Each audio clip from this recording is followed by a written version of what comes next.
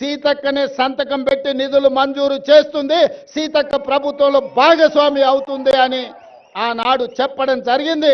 ఈనాడు చేసి చూపిస్తున్నాం. సమ్మక్క సారలమ్మ ఈ ప్రాంత అభివృద్ధి కోసం నిధులకు వెనక్కి అడుగు వేసే సమస్యనే లేదు. ప్రభుత్వానికి నిధుల సమస్య ఉండొచ్చు, అవసరమైతే ఇంకెక్కడైనా తగ్గిస్తాం. కానీ సమ్మక్క సారలమ్మ యొక్క అభివృద్ధి కోసం ఎన్ని కోట్ల రూపాయలైనా ప్రభుత్వం విడుదల చేస్తుంది, సరైన సమయంలో పూర్తి చేస్తుంది.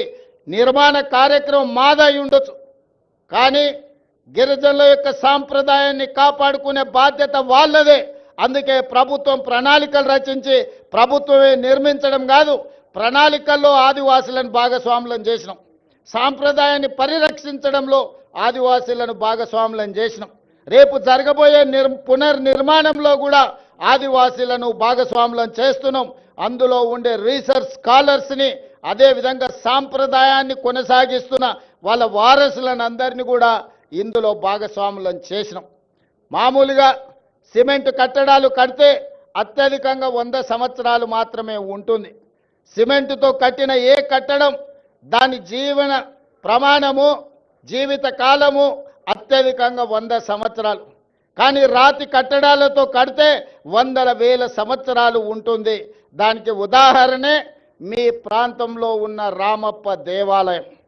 రుద్రదేవుడు ఆనాడు కట్టిన దేవాలయం 800 సంవత్సరాలైనా యునెస్కో లిస్టులో ఈరోజు చేరింది అంటే రాతి కట్టడాలతోని, గొప్ప నగిశీలతోని రామప్ప మందిరం కట్టిండు రుద్రదేవుడు. కాబట్టే ఇయాలటికి అది చరిత్రలో నిటారుగా నిలబడ్డది. అందుకే అధికారులు సిమెంటుతో ప్రతిపాదనలు తెచ్చిన సిమెంటు కట్టడాలు వద్దు, రాతి కట్టడాలతోనే కట్టాలి. రాబోయే 100 సంవత్సరాలకు సమ్మక్క సారలమ్మ మందిరం, గద్దెలు, ప్రాంగణం ఆదర్శంగా ఉండాలి. ఈ ప్రాంతంలో అభివృద్ధి జరగాలి అని ఈరోజు ప్రతి కట్టడం రాతి కట్టడాలతోనే కట్టాలని ఈరోజు నిర్ణయం తీసుకున్నాం. అందుకే ఇదొక గొప్ప కార్యక్రమం, జీవితకాల అవకాశం. ఈ గొప్ప కార్యక్రమంలో మీరందరూ భాగస్వాములు కావాలి, మీ అందరి ఆశీర్వాదం కావాలి ప్రభుత్వానికి. మేము మిమ్మల్ని మనులు మాణిక్యాలు అడగడం లేదు.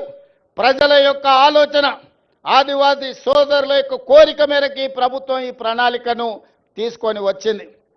100 రోజుల్లో ఈ పనులన్నీ పూర్తి చెయ్యాలి అని ఈనాడు ప్రభుత్వం టార్గెట్ పెట్టుకొని పనిచేస్తుంది. జనవరి 28 నుంచి జనవరి 31 వరకు ఏదైతే ఈ సమ్మక్క సారలమ్మ జాతర జరగబోతుందో వివిధ ప్రాంతాల నుంచి, వివిధ రాష్ట్రాల నుంచి ఈ మధ్య విదేశీ పర్యాటకులు కూడా ఇక్కడికి ఆశీర్వాదం కోసం వస్తున్నారు. భక్తులకు ఎలాంటి అసౌకర్యం కలగకుండా ఇక్కడ అభివృద్ధి కార్యక్రమాలు వేగంగా జరగాలి అంటే రాత్రింబవళ్ళు ఇక్కడ పనులు జరగాలి. పొద్దుటిపూటనే పని చేస్తే సమయం సరిపోదు, రాత్రి సమయంలో కూడా పని చేయాలి. మరి ఇక్కడ నిపుణులు పనిచేస్తున్నప్పుడు వాళ్ళకి రక్షణ కల్పించి వాళ్ళకి అన్ని వసతులు చూసుకోవాల్సిన బాధ్యత స్థానికులదే.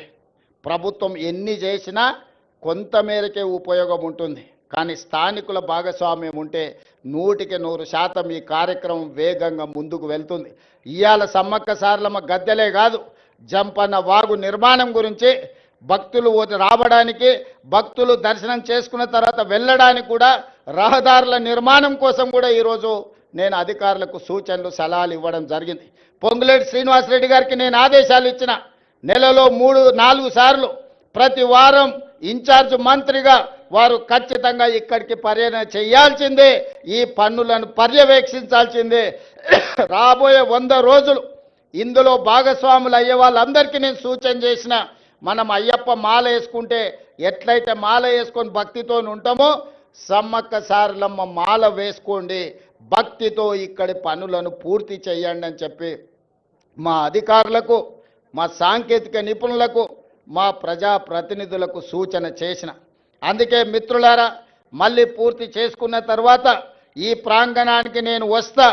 ఈసారి జాతరను అద్భుతంగా చేసుకుందాం. ఈ వేదిక మీద నుంచి కేంద్ర ప్రభుత్వానికి నేను విజ్ఞప్తి చేస్తున్నా, కుంభమేళకు మీరు వేల కోట్ల రూపాయలు ఇస్తున్నారు.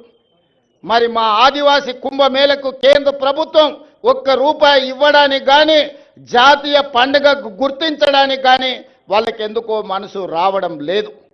దయచేసి కిషన్ రెడ్డి గారు, బండి సంజయ్ గారు, ఈ ప్రాంత ప్రజల ఆశీర్వాదంతోనే మీకు ఆ హోదా వచ్చింది. నరేంద్ర మోడీ గారు ఈ దేశానికి ప్రధానమంత్రి అయినరు. ఇప్పటికైనా ఆలోచన చేయండి. కుంభమేళనే కాదు, ఉత్తరప్రదేశ్లో ఉన్న అయోధ్యనే దేవాలయాలు కాదు, ఈనాడు తెలంగాణ ప్రాంతంలో ములుగు అడవుల్లో ఇక్కడ ఉన్న సమ్మక్క సారలమ్మ కూడా ఒక గొప్ప దేవాలయం, ఒక చరిత్ర ఉన్నది. ఒక పోరాట పటిమతో పౌరుషానికి మారు పేరు, రాచరికం మీద తిరుగుబాటు చేసి జెండా ఎగరేసిన సమ్మక్క సారలమ్మ జాతరకు జాతీయ పండుగ గుర్తింపు రావాలి. దీనికి కోట్ల రూపాయలు కేంద్ర ప్రభుత్వం ఇవ్వాలి. ఇవ్వకపోతే మీ ఇష్టం, నేనేమనను. కానీ సమ్మక్క సారలమ్మ అన్ని గమనిస్తున్నాయి. ఎందుకంటే ఇవాళ ఉదయం బయలుదేరే ముందు వర్షం ఉంటుంది, హెలికాప్టర్ పోదు సార్ అన్నారు.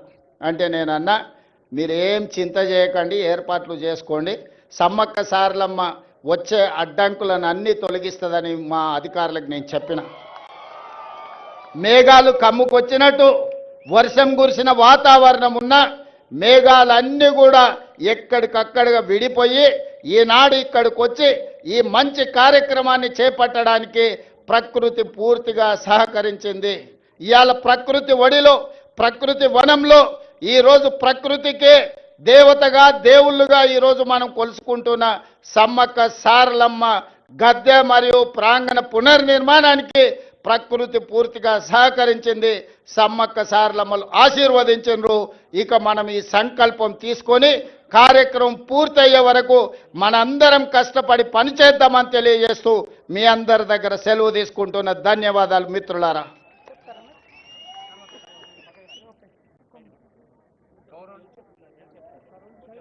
హలో, గౌరవనీయులైన రేవంత్ రెడ్డి గారు సమ్మక్క సారలమ్మల చల్లని సన్నిధి నుంచి పాదయాత్ర ప్రారంభిస్తే ఇప్పుడు తెలంగాణ ప్రజా ప్రభుత్వ అభివృద్ధి జైత్రయాత్రగా సాగుతోంది. మీ అందరి చప్పట్లతో వారికి ఆశీస్సులు అందించవలసిందిగా కోరుతోంది వేదిక.